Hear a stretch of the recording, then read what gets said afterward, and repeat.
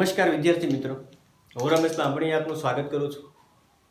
રસાયણ વિજ્ઞાન ધોરણ 12 લેક્ચર નંબર 17 આજે આપણે લઈશું.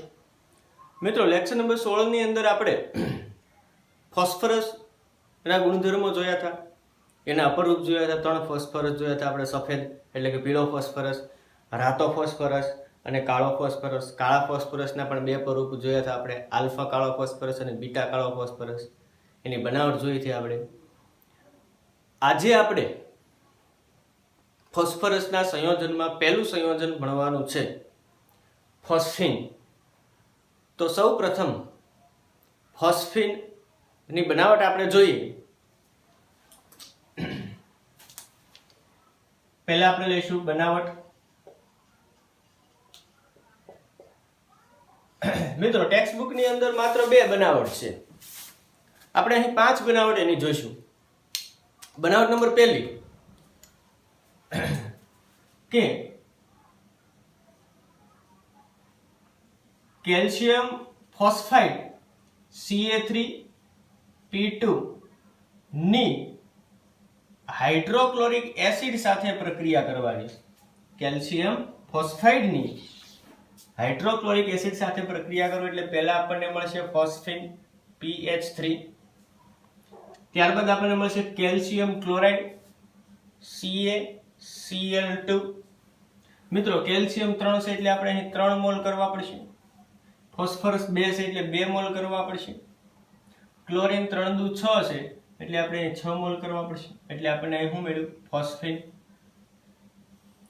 એવી જ રીતના કેલ્શિયમ ફોસ્ફાઇડની પાણી સાથે પ્રક્રિયા કરવાની છે ત્યારે પણ આપણને સૌપ્રથમ ફોસ્ફીન મળશે,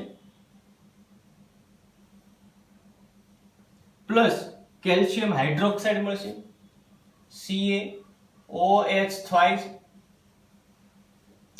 3 કેલ્શિયમ છે એટલે આપણે 3 મોલ કરવા પડશે. ફોસ્ફરસ 2 છે એટલે 2 મોલ કરવા પડશે. ઓક્સિજન અહીં ટ્વાઇસ આવશે.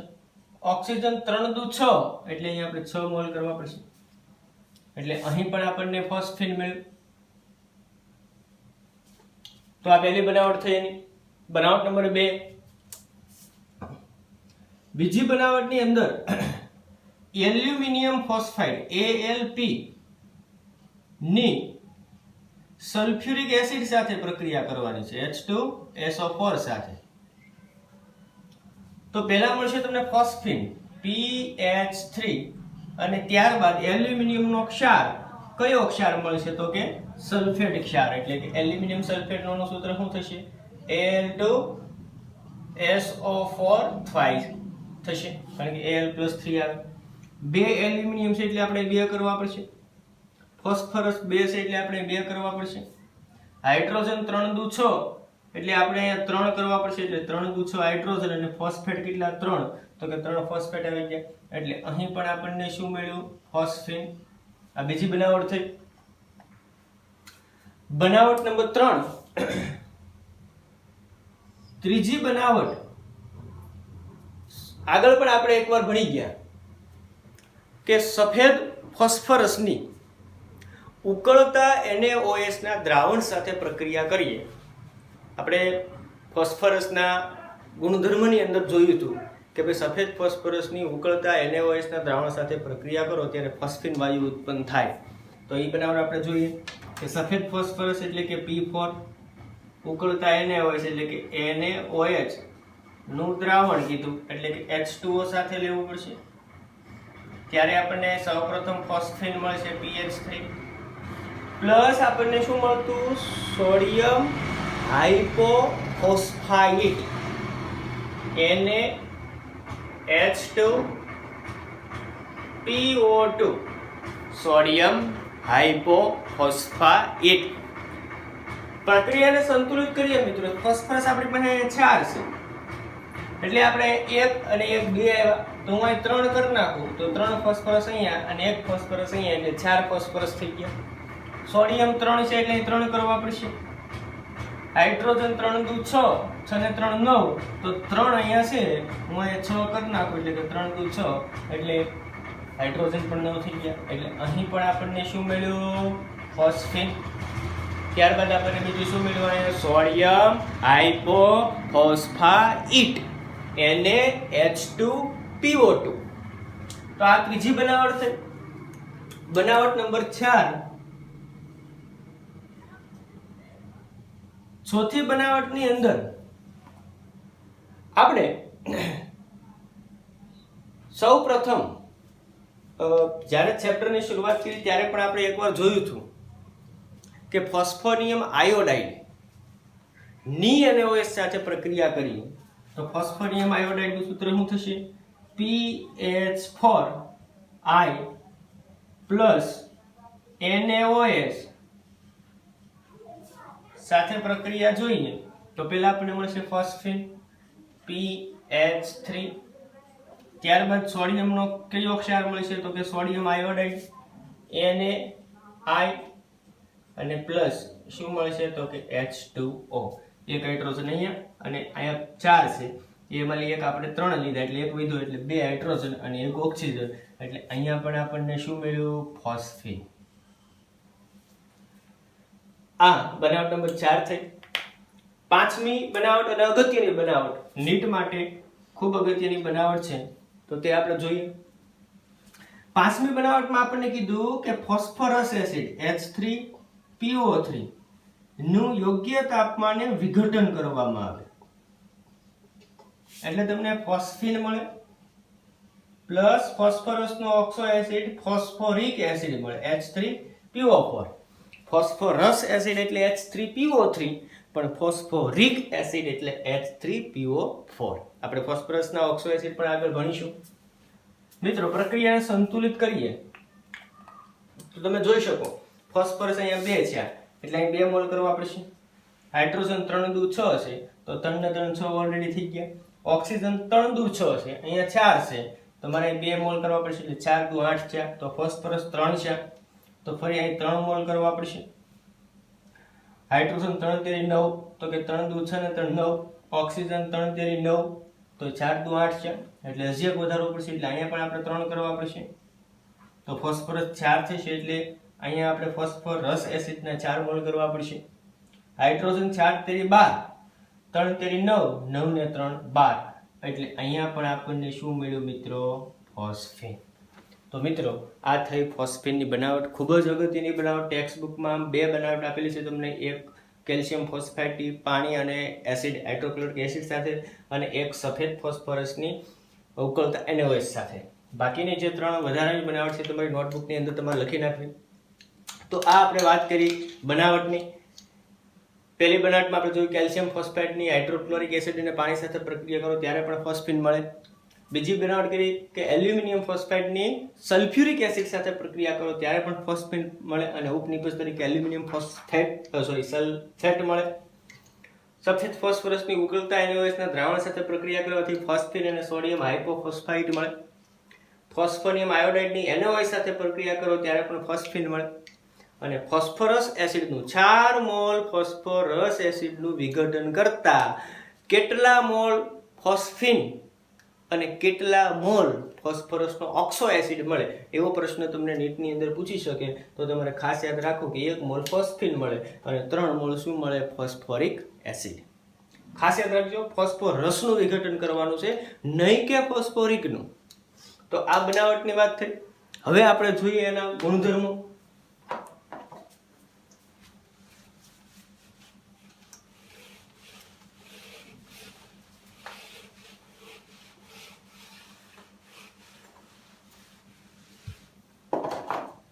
તો રાસાયણિક ગુણધર્મની અંદર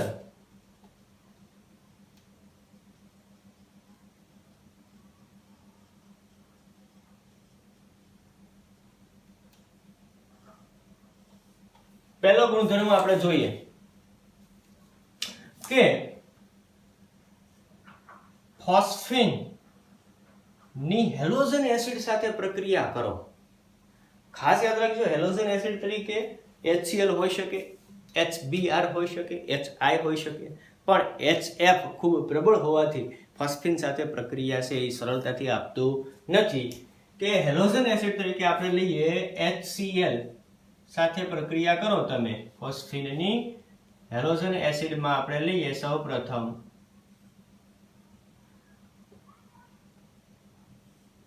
HCl, તો આપણને શું મળશે? તો કે PH4Cl, ફોસ્ફોનિયમ ક્લોરાઇડ. અને શું કહેશો? ફોસ્ફોનિયમ ક્લોરાઇડ. ત્યારબાદ જો તમે HBr લ્યો, હાઇડ્રોજન બ્રોમાઇડ લ્યો, ત્યાં તમને શું મળશે? PH4Br. અને શું કહેશો તમે? ફોસ્ફોનિયમ બ્રોમાઇડ. અને જો હાઇડ્રોજન આયોડાઇડ લ્યો તમે, HI, તો તમને શું મળશે? PH4I. અને શું કહેશો તમે? ફોસ્ફોનિયમ આયોડાઇડ. તો આ હેલોજન એસિડ સાથેની વાત છે આપણે કે ફોસ્ફીનની હાઇડ્રોક્લોરિક એસિડ સાથે પ્રક્રિયા કરો તો ફોસ્ફોનિયમ ક્લોરાઇડ બનાવે, હાઇડ્રોજન બ્રોમાઇડ સાથે કરો તો ફોસ્ફોનિયમ બ્રોમાઇડ બનાવે, અને હાઇડ્રોજન આયોડાઇડ સાથે મિત્રો પ્રક્રિયા કરો તો ફોસ્ફોનિયમ આયોડાઇડ બને છે. બીજો ગુણધર્મ ખૂબ જ અગત્યનો કે ફોસ્ફીનની ઓક્સિડેશન કરતા નાઇટ્રિક એસિડ વડે જો ઓક્સિડેશન કરવામાં આવે તો શું મળે? તો કે જો આ ઓક્સિડેશન કરતા છે એટલે ફોસ્ફીનનું ઓક્સિડેશન કરશે, એટલે ઓક્સિડેશન કરે એટલે P2O5 ફોસ્ફરસ પેન્ટોક્સાઇડ બનાવે. અને નાઇટ્રિક એસિડનું આપણે આગળ ભણી ગયા કે નાઇટ્રિક એસિડ જો સાંદ્ર અને ઓક્સિડેશન કરતા તરીકે હોય તો એનું રિડક્શન થાય અને નાઇટ્રોજન ડાયોક્સાઇડ અને બીજું શું આપશે? પાણી. એટલે આપણે એ કહી શકીએ મિત્રો, પહેલા આપણે પ્રક્રિયા સંતુલિત કરીએ તો હવે તમે જો ફોસ્ફરસ 2 છે એટલે 2 મોલ કરવા પડશે. મિત્રો એક ફોસ્ફરસની બાહ્યતમ કક્ષકમાં 5 ઇલેક્ટ્રોન હોય અને હાઇડ્રોજનની બાહ્યતમ કક્ષકમાં 1 ઇલેક્ટ્રોન હોય, પરંતુ હાઇડ્રોજન અહીં 3 છે એટલે 3 ઇલેક્ટ્રોન ઈ છે, અને ફોસ્ફરસની બાહ્યતમ કક્ષકમાં 5 એટલે 5 ને 3 8 ઇલેક્ટ્રોન છે, એટલે એક PH3 હોય ત્યારે 8 મોલ નાઇટ્રિક એસિડ લેવો પડે. એક PH3 1 મોલ હોય ત્યારે નાઇટ્રિક એસિડના કેટલા મોલ લેવા પડે? 8. પણ અહીં 2 મોલ PH3 છે એટલે ઇલેક્ટ્રોન 8 દુ 16 થશે, તો નાઇટ્રિક એસિડ પણ કેટલા મોલ લેવા પડે? 16. તો નાઇટ્રિક એસિડ 16 મોલ લ્યો તો 16 મોલ જ નાઇટ્રોજન ડાયોક્સાઇડ મળે.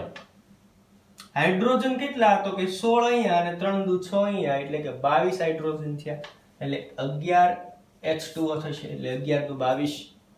ઓક્સિજન 16 તેરી 48 તમે ગણી શકો, અહીંયા 16 દુ 32 અને 11 અહીંયા અને 5 અહીંયા, એટલે અહીંયા પણ 48 ઓક્સિજન થઈ ગયા. હવે મિત્રો અહીંયા આપણે એવું કહી શકીએ કે ફોસ્ફીનનું શું થયું? ઓક્સિડેશન થયું, કારણ કે હાઇડ્રોજન દૂર છે અને ઓક્સિજન ઉમેરાણો. અને નાઇટ્રિક એસિડનું શું થયું? રિડક્શન થયું, કારણ કે એ ઓક્સિડેશન કરતા છે.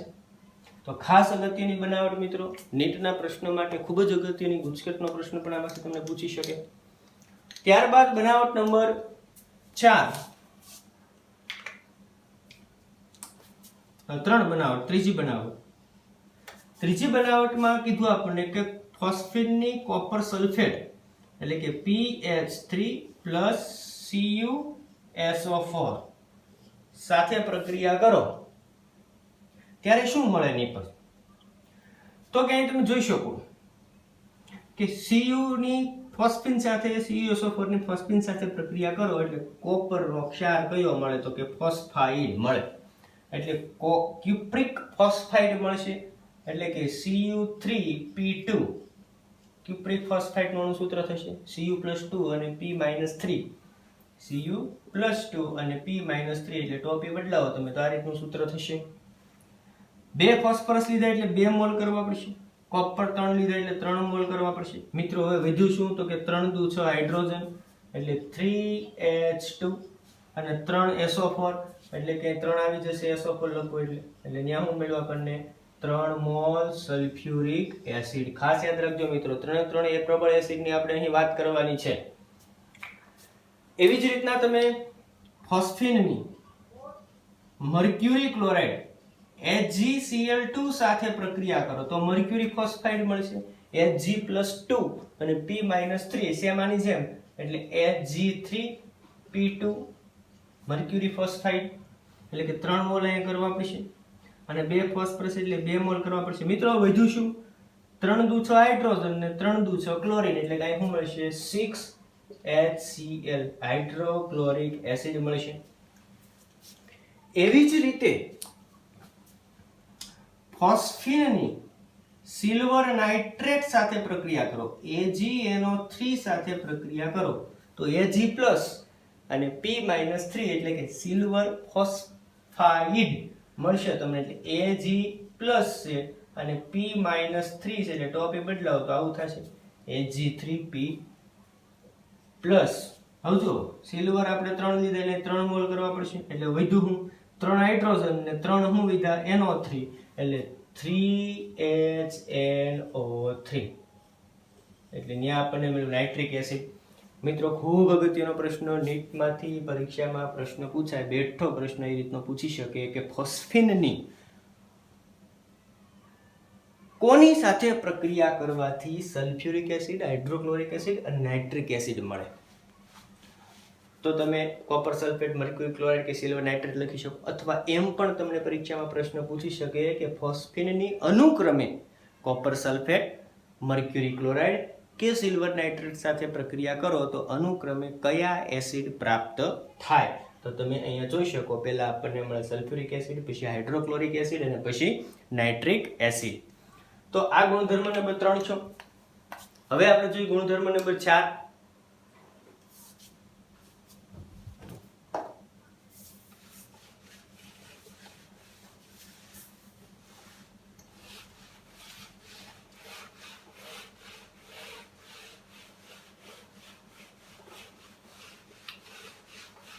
ચોથો ગુણધર્મ ખૂબ જ સિમ્પલ ગુણધર્મ છે મિત્રો એમાં આપણે કીધું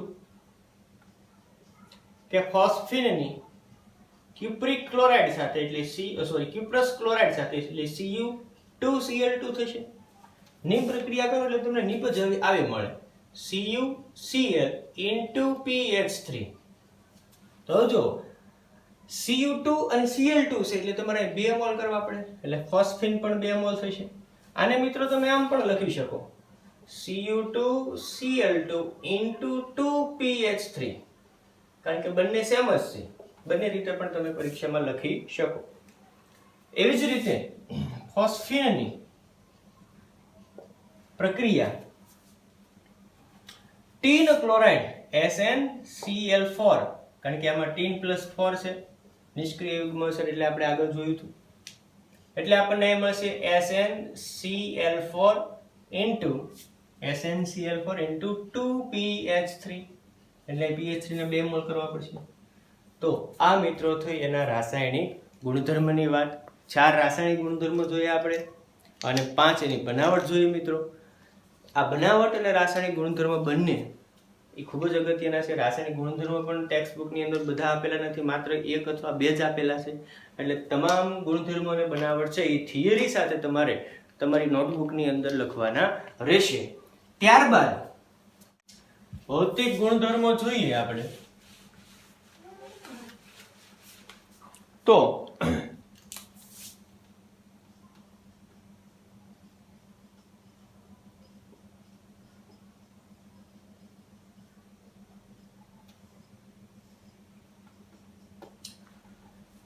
પહેલો ગુણધર્મ જોઈએ આપણે તો કે ફોસ્ફીન છે એ રંગવિહીન છે સડેલી માછલી જેવી દુર્ગંધ ધરાવે છે ફોસ્ફીન વાયુ છે મિત્રો એ સડેલી માછલી જેવી દુર્ગંધ જેવી વાસ ધરાવે છે ત્યારબાદ તે ખૂબ ઝેરી વાયુ છે કે તે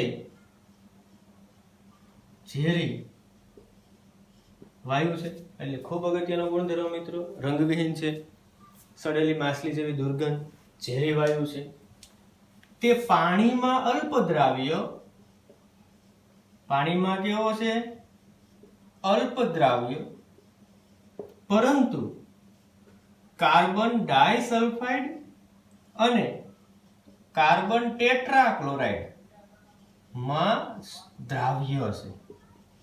એટલે ખાસ યાદ રાખજો, પાણીમાં અલ્પ દ્રાવ્ય અને CH2 અને CCl4 માં કેવો છે? દ્રાવ્ય છે. કે ફોસ્ફેનની અંદર અતિ જ્વલનશીલ P2H4 ની અશુદ્ધિ છે.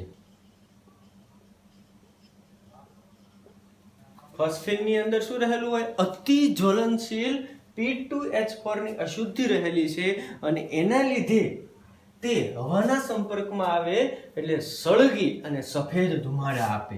કે તેથી હવાના સંપર્કમાં સળગી સફેદ ધુમાડા આપે છે. કઈ રીતનું? તો કે સમીકરણ જોઈએ, PH3 પ્લસ O2 એટલે P2O5 ફોસ્ફરસ પેન્ટોક્સાઇડ ના સફેદ ધુમાડા આપે. એટલે પ્લસ શું બનશે? પાણી H2O. પ્રક્રિયાને સંતુલિત કરો મિત્રો. ફોસ્ફરસ 2 એટલે 2 કરવા પડશે, હાઇડ્રોજન 3 દુ 6 એટલે 3 કરવા પડશે, એટલે ઓક્સિજન 5 અહીંયા અને 3 અહીંયા એટલે 8 4 એટલે 4 કરવા પડશે. એટલે આ થયા એના ભૌતિક ગુણધર્મોની વાત મિત્રો, કે તે રંગવિહીન છે, સડેલી માછલી જેવી દુર્ગંધ ધરાવે છે, ઝેરી વાયુ છે, પાણીમાં અલ્પ દ્રાવ્ય પણ CCl4 અને CH2 માં કેવો છે? દ્રાવ્ય. તેની અંદર P2H4 ની અશુદ્ધિ રહેલી છે અને તેથી હવાના સંપર્કમાં આવતા શું આપે? તો કે સફેદ ધુમાડા આપે છે. કોના સફેદ ધુમાડા આપે? તો કે ફોસ્ફરસ પેન્ટોક્સાઇડ ના સફેદ ધુમાડા આપે છે. ત્યારબાદ આપણે એના ઉપયોગો જોઈએ.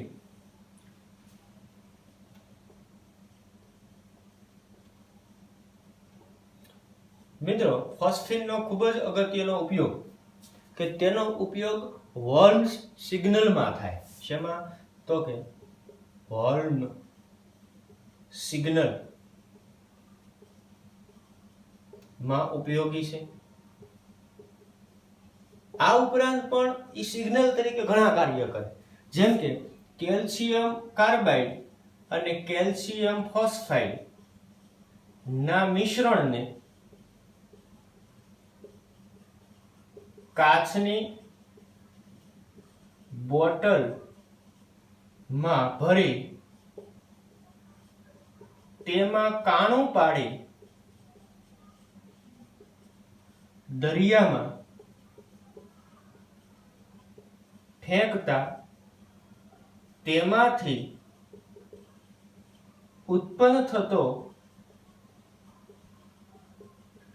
વાયુ સળગે, જે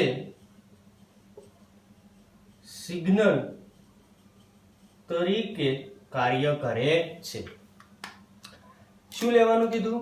કેલ્શિયમ કાર્બાઇડ અને કેલ્શિયમ ફોસ્ફાઇડ ને તમારે એનું મિશ્રણ લઈ એક કાચની બોટલમાં ભરી અને કાચની બોટલમાં કાણું પાડી અને જો દરિયામાં ફેંકવામાં આવે તો એમાંથી જે વાયુ ઉત્પન્ન થાય એ પાણીના સંપર્કમાં આવતા સળગે અને એ સળગેલો વાયુ છે એ કોના તરીકે કાર્ય કરે? એક સિગ્નલ તરીકે. આ ઉપરાંત ધૂમ્ર પડદા, સ્મોક પડદા બનાવવા માટે પણ ફોસ્ફીનનો ઉપયોગ થાય. ધૂમ્ર પડદા બનાવવા પણ ઉપયોગી છે. અને હમણાં આપણે જોયું ધાતુ ફોસ્ફાઇડ બનાવવા પણ ફોસ્ફીનનો ઉપયોગ થાય. ઉદાહરણ તરીકે calcium phosphide Ca3P2, mercury phosphide Hg3P2 વગેરે વગેરે, એલ્યુમિનિયમ ફોસ્ફાઇડ, ક્યુપ્રિક ફોસ્ફાઇડ વગેરે જેવા ધાત્વિક ફોસ્ફાઇડ બનાવવા હોય ત્યારે પણ ફોસ્ફીન ખૂબ જ ઉપયોગી છે. અને છેલ્લે આપણે એનું એક બંધારણ છે ફટાફટ જોઈ લઈએ. બંધારણની અંદર મિત્રો ફોસ્ફીનમાં આપણે જોઈએ ભાઈ ફોસ્ફરસની બાહ્યતમ કક્ષકમાં કેટલા ઇલેક્ટ્રોન હોય? તો કે 5. 1 2 3 અને અહીંયા 2 4 અને 5 અને 3 શું છે? હાઇડ્રોજન. મિત્રો હાઇડ્રોજન ફોસ્ફરસ હાઇડ્રોજન બંધકોણ છે એ 93.4 ડિગ્રીનો હોય. તમે જોઈ શકો બંધકારક જોડ 1 2 અને 3 અને અબંધકારક જોડ 1 એટલે ટોટલ જોડ 4 એટલે કે સંકરણ છે એ કયું થશે? સંકરણ કયું થશે તો કે sp3. જો સંકરણ sp3 હોય તો બંધારણ કેવું હોય? પિરામિડલ. એટલે કે પિરામિડલ બંધારણ ધરાવે. એટલે આકાર તમારે કેવો હોય તો સમસતુષ ફલકી આકાર છે એ તમે કહી શકો. આ રીતનો સમસતુષ ફલકીય એક આકાર છે એ ધારણ કરે. તો મિત્રો આ વાત કરીએ આપણે ફોસ્ફેનની. હવે આગળના લેક્ચરમાં આપણે ફોસ્ફરસના હજી 2 સંયોજન ભણવાના છે અને એક ફોસ્ફરસના ઓક્સો એસિડ. એટલે હજી આપણે 3 લેક્ચર જોશે સમૂહ 15માં. પછી આપણો સમૂહ 15 છે પૂર્ણ થશે મિત્રો. તો આજના લેક્ચરમાં જે ફોસ્ફેટ ભણ્યું એવી હું આશા રાખું છું કે તમે બધા જ વિદ્યાર્થી મિત્રો ખૂબ સારી રીતે એનું વાંચન કરી તમારી નોટબુકની અંદર લખી અને સરસ મજાનું એવું પાકું કરો. એમાંથી પૂછાતા નીટના પ્રશ્નો પણ તમે 1-2 છે એ તમને આપેલા મટીરિયલમાંથી તમે સોલ્વ કરજો. તો આજનો લેક્ચર 17 છે એ આપણે આજે રાખીએ અહીંયા. વિદ્યાર્થી મિત્રો ઘરે રહો અને સ્વસ્થ રહો. નમસ્તે.